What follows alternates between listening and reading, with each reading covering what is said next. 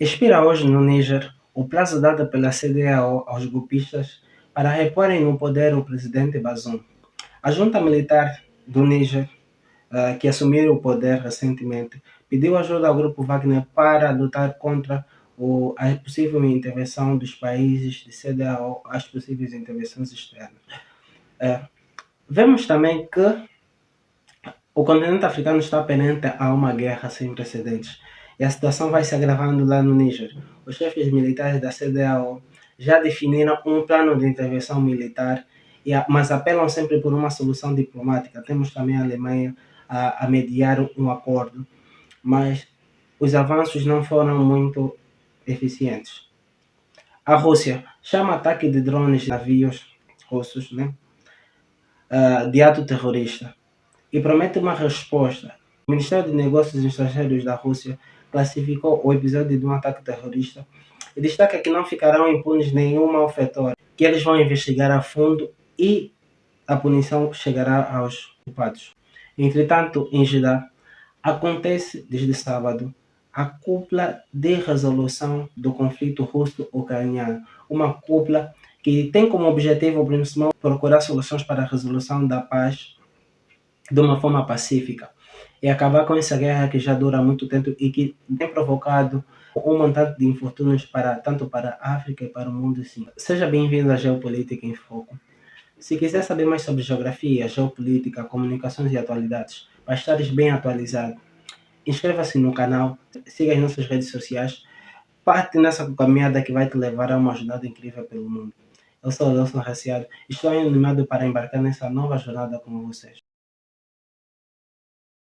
Pois é, pessoal. Expira este domingo o prazo estabelecido pela CEDEAO para a reposição do governo legítimo ao poder, já que o Níger, como alguns outros países da região ali do Sahel, tem enfrentado vários golpes de Estado e isso vemos que é algo que está se tornando recorrente na região. Isso também por muitos fatores que nós vamos analisar e que nós vamos ter atenção aqui no vídeo de hoje. A junta militar, né, terá pedido ajuda ao grupo Wagner para impedir com que os avanços das intervenções externas dentro do país sejam efetivos. E vemos que é uma tendência ainda maior do Níger, né? O presidente Tiani, que é o presidente do Níger, ou o chefe, ou o líder do Níger, de contar com o Oriente para ajudá-lo a resolver essa situação com o Ocidente. Se nós formos a ver do ponto de vista estratégico, vemos que a Rússia está tomando um grande partido naquela região.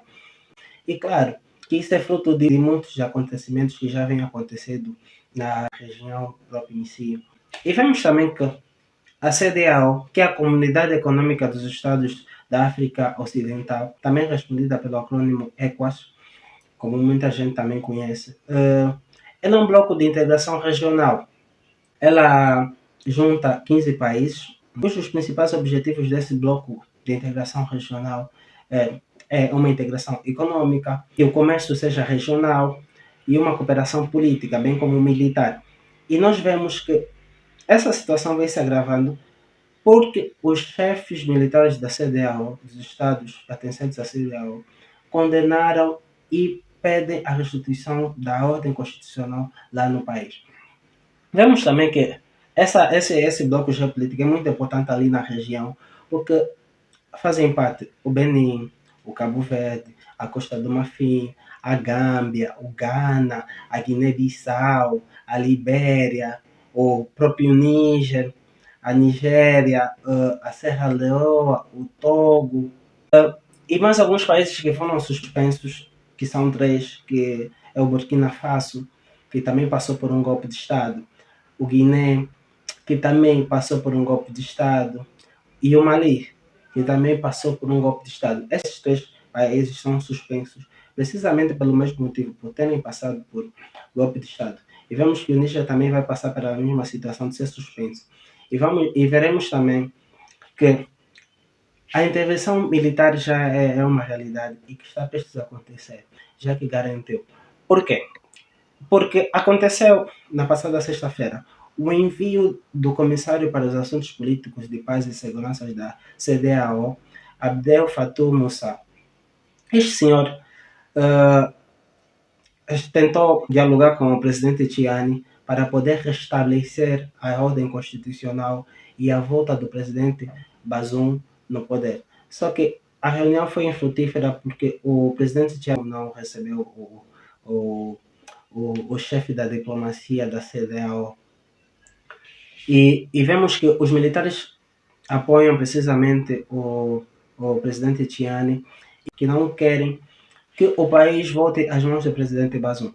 Vemos que, por mais que esses países tenham muitos conflitos, vemos que também há uma tendência e há uma certa cutucada de um certo país, que nós bem sabemos, para fazer com que a ordem geopolítica da região seja alternada.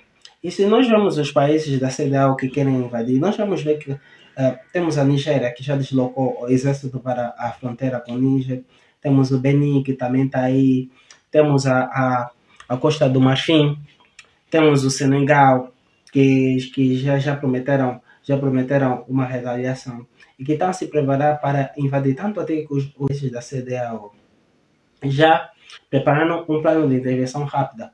Algumas tropas, tanto francesas como algumas forças norte-americanas. E só para nós termos noção, há cerca de 1.500 tropas francesas e 1.000 tropas americanas, norte-americanas, bem como outras unidades de outros países da União Europeia e da África. E vemos que a França e os Estados Unidos já se manifestaram contra este golpe de Estado e manifestaram um apoio inequívoco ao deposto presidente, né, Bazoum. E qualquer decisão da CEDEAO, incluindo uma solução militar, terá ajuda desses países. Vemos também que Angola condenou o golpe de Estado na passada quinta-feira através de um comunicado citado pelo Jornal de Angola, onde o governo claramente condenou os atos levados a cabo na República do Níger pelos militares e consideram um grave atentado à ordem constitucional do país e por constituir uma admissível violação dos princípios democráticos, claramente, sobre os quais a ilegitimidade de governança. Vemos que o governo angolano apelou para soluções diplomáticas e para a reposição do presidente Bazoum. Então nós vamos entender um pouco do papel geopolítico de Angola e o seu posicionamento frente a algumas questões. E do ponto de vista estratégico e do ponto de vista militar e geopolítico, Angola é uma potência para a região da SADC e aqui na região dos Grandes Lagos. E tem levado a cabo várias missões e vários esforços para levar a paz em certas regiões que hoje em dia vivem por grandes controvérsias no nosso continente africano. E vemos também que é uma tendência geopolítica de Angola se afirmar no cenário geopolítico internacional por meio de algumas ações que vai levando a cabo ultimamente e principalmente de se impor uma potência que resolve os conflitos dentro da África. Vemos também que parece ser uma realidade provável que a guerra vai acontecer no continente africano e as forças já estão a ser polarizadas, umas em favor ao Níger e outras em favor à CEDEAO.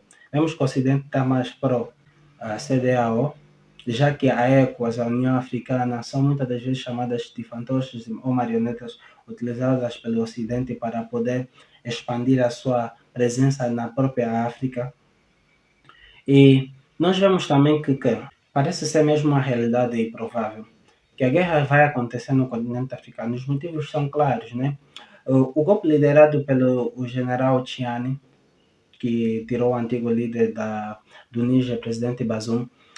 Só que se você pegar aí, né, nas redes sociais, pegando o Instagram, o Facebook, o Telegram, o YouTube, e principalmente o Facebook, você consegue ver uma série de mídias e uma série de produtores de conteúdos africanos, muitos, né, não encaram essa situação como um golpe de Estado, mas eles estão encarando mais como uma revolução.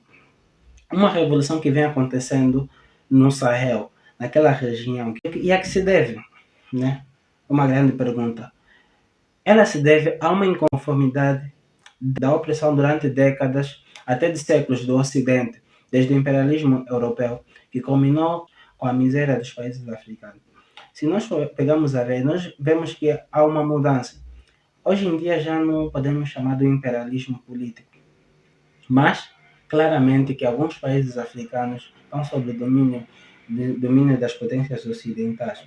E claro, na geopolítica nunca há bonzinho, na geopolítica nunca há amizades, nunca há irmandade, mas sim coexistências de interesses. E nós temos uma fala muito forte do capitão Ibrahim Traoré, líder do Burkina Faso, que também deu um golpe de Estado recentemente, e ele diz: nós africanos, nós temos os melhores solos, nós temos os diamantes, nós temos ouro, e a gente é o continente que mais tem refugiados do mundo, né? Que mais tem miséria no mundo. E nós nos perguntamos o porquê que isso acontece. Então, o porquê que isso acontece? Então, isso é mais uma resposta à opressão, à exploração do Ocidente.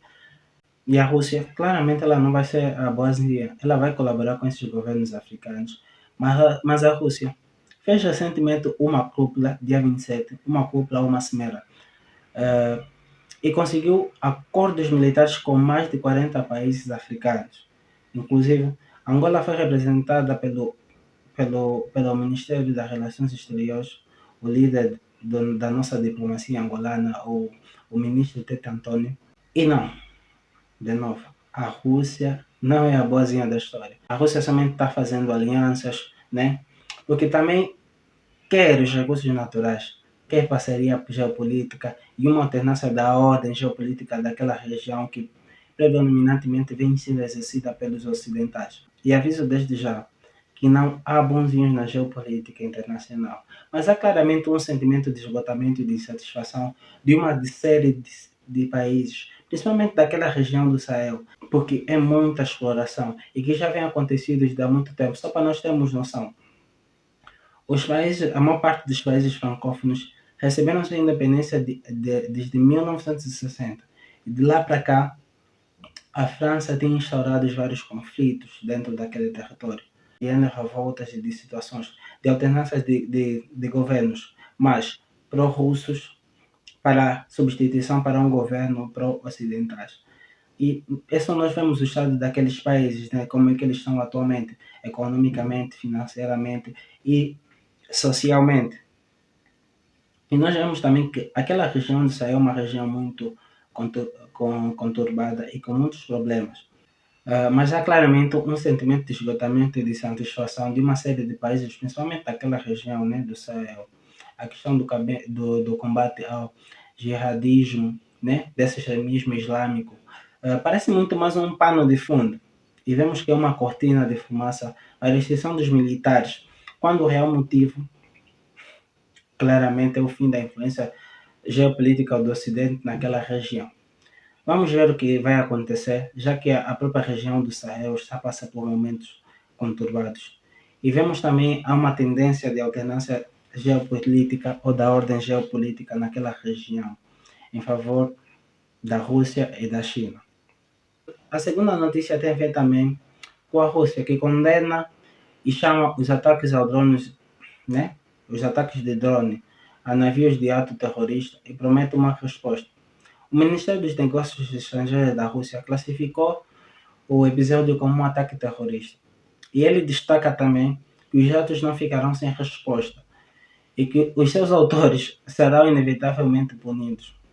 A Rússia ameaça punir o ataque de drones no Mar Negro, que danificou 2 navios russos no Ocidente. E nós vemos que há um forte controle da Rússia por parte daquele Mar Negro e que, claro, né, que impede desde o cancelamento do acordo de exportação de grãos, que impede outros navios de circularem naquela zona. Mas nós vemos que a contraofensiva ucraniana tem feito ataques sucessivos de drones, tanto já aconteceu ataques para prédios ministeriais da própria Rússia, e quando eu falo de Rússia não estou a me referir às regiões que foram anexadas, mas sim à própria Moscou. E vemos que a Ucrânia também está a levar a sério uma nova onda de ataques para portos, para portos russos, para navios russos. E o navio que foi danificado é um navio petroleiro que ajudava a abastecer as tropas russas, né? E que a porta-voz do Ministério dos Negócios Estrangeiros de Moscou, Maria Zakharova, ela classificou estes ataques, especialmente o ataque contra o navio, né, o navio petroleiro, como uma ação bárbara que não tem remédio e prometeu um castigo para os responsáveis. E vemos também que as próprias notícias das mídias ucranianas, elas destacam e dão a autoria desse ataque para os serviços de segurança da Ucrânia. E nós vamos ver que a superofensiva da Ucrânia tem acontecido de uma forma mais devagarosa, mas como o próprio Zelensky diz, nós estamos aí devagar porque tem vidas em jogos e que a ofensiva deve ir e deve avançar, independentemente se ela for avançando de forma lenta, mas efetiva, do que se avançando de forma rápida e perdida. Entretanto, em Jeddah, na Arábia Saudita, teve início no sábado as conversações sobre a resolução pacífica da guerra. A Cimeira de Paz, né, da Arábia Saudita contou com a presença de 42 países.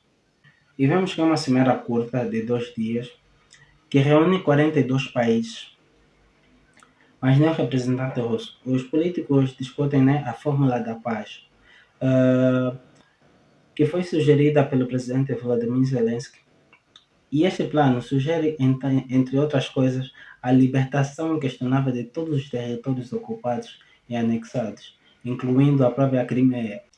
E essas exigências, depois do evento em Jeddah, receberam a maior parte do apoio dos países relevantes do mundo, né, claramente, e aumentam as chances de serem aceitas em uma cúpula da paz que mais tarde os atores globais que sonham. O encontro conta com a presença do diplomata chinês, que dá algumas esperanças, né, de que Pequim possa transmitir os resultados da reunião para Moscou. E se nós formos a vermos países mais neutros como o Brasil, o presidente Lula não foi diretamente para a Cimeira, mas enviou o seu representante, Celso Amorim, que é como se fosse uma espécie de um assessor para as relações exteriores e que já foi ministro também de Relações Exteriores do próprio Brasil. E vemos também que outros países dos BRICS foram convidados, como a própria China e a África do Sul, que levarão os resultados dessa própria cimeira para Moscou. E que eu acredito que não vai dar nada a essa cúpula. E que veremos nas próximas notícias que a cimeira, no entanto, vai ser um pouco fracassada, já que não conta com a presença do outro grande envolvedor do conflito, que é a própria Rússia, para a solução de uma paz. Claro que os países mais neutros do BRICS, por exemplo, têm pautado sempre que a resolução dos conflitos devem ser resolvidas com as exigências dos dois países, tanto a Ucrânia como a Rússia. Se você quer continuar a entender o mundo conosco, não se esqueça de se inscrever no canal, ative o sininho, siga-nos nas nossas outras redes sociais para não perder nenhum conteúdo e dê-nos o seu feedback nos comentários. Deixa também um like e compartilhe as suas opiniões para construirmos uma comunidade engajada. Agradeço a todos por acompanharem e continuem ligados para mais conteúdos incríveis. Até a próxima, pessoal.